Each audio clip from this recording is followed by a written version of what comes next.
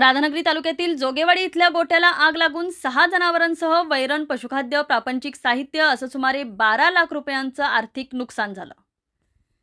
शुक्रवारी रात्री 11:30च्या सुमारास आग लागली। झोपेत असणाऱ्या लोकांना आग लागल्याचं समजेपर्यंत मोठा अनर्थ घडला होता। दुग्ध व्यवसायावर अवलंबून असणाऱ्या या कुटुंबाचा संसार उघड्यावर पडला आहे। राधानगरी तालुक्यातील जोगेवाडी इथल्या रावसाहेब बाबू एकल आणि भाऊसाहेब बाबू एकल या शेतकऱ्यांच्या जनावरांच्या गोठ्याला शुक्रवारी रात्री 11:30 ते 11:45च्या सुमारास अचानक आग लागली। आग लागल्याचं ग्रामस्थांना समजण्या अगोदरच मोठ्या प्रमाणात नुकसान झालं होतं। या आगीमध्ये 6 जनावरांसह वैरण, पशुखाद्य, प्रापंचिक साहित्य असं सुमारे 12 लाख रुपयांचं आर्थिक नुकसान झालं।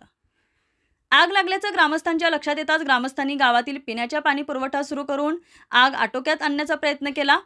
आग विझवण्यासाठी जोगेवाडी, बारडवाडी आणि तळाशी येथील ग्रामस्थ आणि तरुण मोठ्या संख्येने सहभागी झाले होते।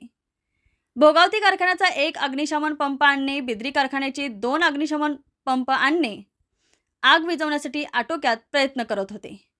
गोटा हा मेन गल्लीच्या जवळच असल्यामुळे ग्रामस्थांनी सतर्कता राखली नसली तर मोठा अनर्थ झाला असता। या आगीमध्ये 6 जनावरे भाजून अक्षरशः राख झालीत।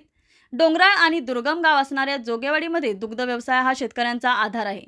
एकल कुटुंबियांचे संसार हा दुग्ध व्यवसायावरच सुरू होता। या आगीमध्ये त्यांचा संसारच उघड्यावर पडला आहे। त्यामुळे शासनाकडून नुकसान भरपाई मिळावी, त्याचबरोबर समाजातील दानशूर व्यक्तींनी या कुटुंबाला उभारी देण्यासाठी आर्थिक मदत करावी असं आवाहन सरपंच वसंत बारड यांनी केलं आहे।